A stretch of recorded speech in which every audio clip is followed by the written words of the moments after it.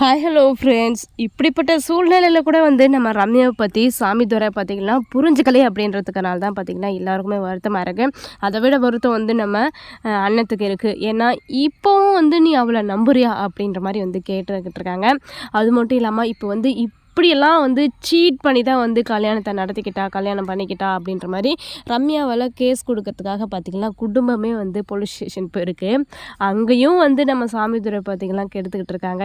என் பொண்ணு மேலே யார் கம்ப்ளைண்ட் கொடுக்கறது? என் பொண்ணு ஒரே ஒரு ஃபோன் அடித்தா போதும் இந்த ஆஃபீஸில் இருக்கிறவங்க அத்தனை பேருமே அலறுவாங்க. நீங்கள் யார் அவன் மேலே போலீஸ் ஸ்டேஷனில் கம்ப்ளைண்ட் கொடுக்கறதுக்கு அப்படின்ற மாதிரி பெரிய ரகலையே பண்ணிக்கிட்டு இருக்காங்க.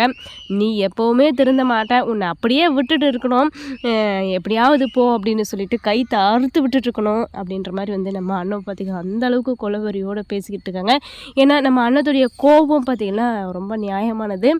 இப்போவும் அதாவது இந்த நிலமையில கூட நம்ம சாமிதுரைக்கு தான் ஏன் புரிய மாட்டேங்குது அப்படின்றது தான் மிகப்பெரிய கேள்விக்குறியாக இருக்குது.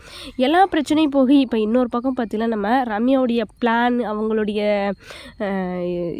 அவங்களுடைய பழிவாங்குற குணம், இந்த மாதிரி நிறைய விஷயங்கள் நம்ம அண்ணத்துக்கிட்ட பார்த்திங்கன்னா காத்துக்கிட்டு இருக்குது. அண்ணத்துக்கு ஒரு கெட்ட நேரம் ஸ்டார்ட் ஆகிடுச்சு அப்படின்னு கூட சொல்லலாம் ரம்யாவால். இனிமேல் நம்ம ரம்யா பார்த்திங்கன்னா சும்மா இருக்க போகிறதில்ல, அவங்களுடைய ஆட்டத்தை ஆரம்பிக்க போகிறாங்க. என்ன தான் ஆட்டம் ஆரம்பித்தாலும் நம்ம அண்ணன் ஸ்ட்ராங்காக இருக்கிற வரைக்கும், தைரியத்தோடு இருக்கிற வரைக்கும், அண்ணத்துக்கு துணையாக நம்ம கார்த்திக் இருக்கிற வரைக்கும் எந்த ஒரு பிரச்சனையுமே பார்த்திங்கன்னா அண்ணன் கார்த்திக் 2 பேருடைய வாழ்க்கையில் வரவிட மாட்டாங்க.